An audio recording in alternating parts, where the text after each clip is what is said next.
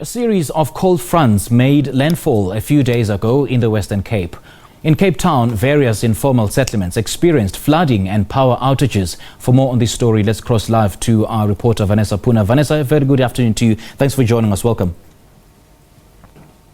There's a brief respite from the heavy torrential rains that have lashed Cape Town over the past 2 days this morning.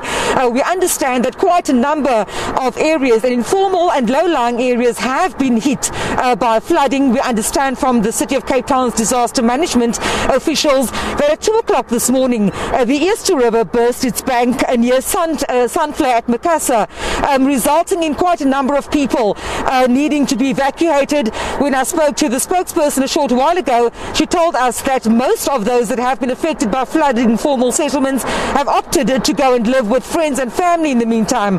At the moment, I'm standing in the Athlone area.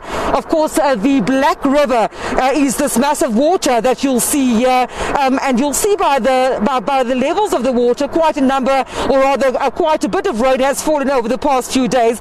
This, of course, is the site where police drivers are currently on scene, and I'll step out of shot again if we can show you. They're making use of paddlers as well as scouring the debris along the riverbank in search of an 8-year-old girl and a man believed to be in his 30s that got swept away in a canal in Athlone on Thursday. The search had to be called off yesterday due to inclement weather conditions, and this morning at 8 o'clock we understand that as many as 6 members of the diving unit are currently scouring the length and breadth of the Black River to find the missing girl, as well as the man who allegedly jumped in to save her. We also understand that there's quite a number of informal settlements in Dunoon, for example, as well as in Sweet Home in Philippi, where people have been experiencing extreme discomfort.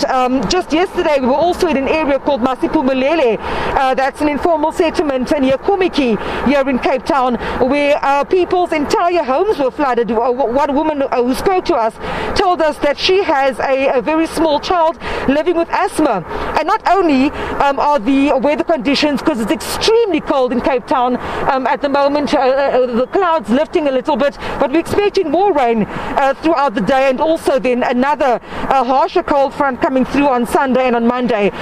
This lady telling us yesterday too that her little one is suffering from asthma. She's had an operation to her ear, and the cold and wet weather conditions brings absolute misery to those who are not by the means to have a formal home, those living in informal structures around Cape Town. But I suppose not just in Cape Town, across the province, across the country, cold and inclement weather conditions will affect those disproportionately because the entire informal settlements are flooded with water, and sometimes it's very difficult for those living there to be able to find higher ground or to be able to have the resources. Now, the City of Cape Town's disaster management has informed us that they have in the affected areas supplied sandbags, for example, as well as teams going out to assess and also to lend assistance where they can to minimize the discomfort of those that are living in townships as well as informal settlements affected by the heavy rainfall. We can also tell you that the mountainous areas have at this point in time received snow reports on the high-lying areas, and the cold and wet weather will continue throughout the day, also en route to the Eastern Cape and other parts of the country.